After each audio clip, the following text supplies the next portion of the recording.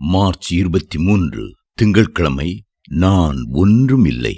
நான் தீர்க்க தரிசன வரத்தை உடையவனாயிருந்து சகல ரகசியங்களையும் சகல அறிவையும் அறிந்தாலும் அன்பு எனக்கு இராவிட்டால் நான் ஒன்றுமில்லை. 1 கொரிந்தியர் 13:2. தீர்க்க தரிசன வரம் என்பது ஒரு அருமையான வரம்தான். 2000 ஆண்டுகளுக்கு முன்பு பரலோகத்திற்கு எடுத்துக் கொள்ளப்பட்ட இயேசு இன்றும் தன் தீர்க்க தரிசனங்களின் மூலமாக இனிமையான செய்திகளை நமக்கு தருவது ஒரு அருமையான காரியம் அல்லவா? அவை எவ்வளவாய் நம்மை ஆறுதல் படுத்தி உற்சாகப்படுத்துகின்றன. அன்பால் நிறைய பெற்ற ஊழியர்கள் தீர்க்க தரிசனமாக சில காரியங்களை உரிமையோடு கடிந்து உரைக்கும் போது அதை கேட்பவர்கள் சந்தோஷமாய் ஏற்றுக்கொண்டு கீழ்ப்படியவும் செய்வார்கள். ஆனால் அன்பில் குறைபாடுள்ள ஊழியர்கள் அவ்வாறு செய்யும் போது கேட்பவர்கள் மனமடிவடைந்து விடுகிறார்கள். அன்பற்ற அப்படிப்பட்டவர்களின் ஊழியத்தால் எந்த பிரயோஜனமும் இருப்பது இல்லை. அதுபோலவே ஒருவருக்கு அறிவின் வரங்கள் இருக்கலாம்.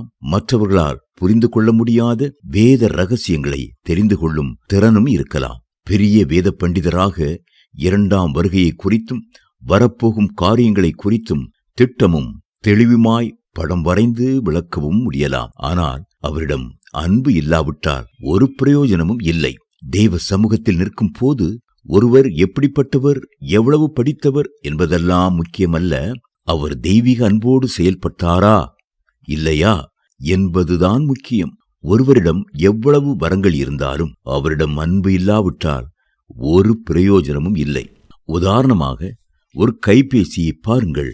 அது ஒரு சாதாரண கருவியாயிருந்தாலும் வெளி தேசங்களில் இருந்து அதன் மூலமாய் பிள்ளைகளோடும் மனைவியோடும் பேசும் போது அவருடைய அன்பின் குரல் நம்மை பரவசப்படுத்துகிறது. அந்த கைபேசி அன்பின் செய்தியையும் உள்ளத்தின் வாஞ்சையையும் வெளிப்படுத்துகிற ஒரு கருவியாயிருந்தாலும் அதன் பேட்டரி சக்தி இழந்திருக்கும் போது அதனால் ஒரு பிரயோஜனமும் இருப்பதில்லை.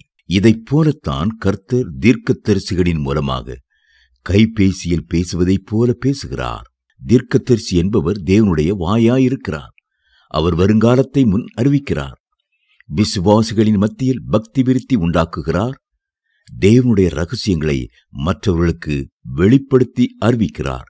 இருந்தாலும் அந்த தீர்க்கதரிசியினிடத்தில் அன்பு இல்லாமற் போகும் என்றால் அனைத்தும் வீணாகி விடுகிறது. அவர் பெற்ற வரங்களால் அவருக்கும் பிரயோஜனம் இல்லை, மற்றவர்களுக்கும் பிரயோஜனம் இல்லை.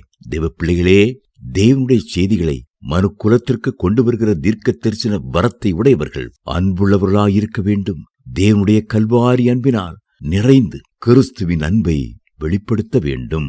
தேவனிடத்தில் அன்பு கூறுகிறேன் என்று ஒருவன் சொல்லியும் தன் சகோதரனை பகைத்தால் அவன் பொய்யன். தான் கண்ட சகோதரனிடத்தில் அன்பு கூறாமல் இருக்கிறவன் தான் காணாத தேவனிடத்தில் எப்படி அன்பு கூறுவான்? 1 யோவான் 4:20.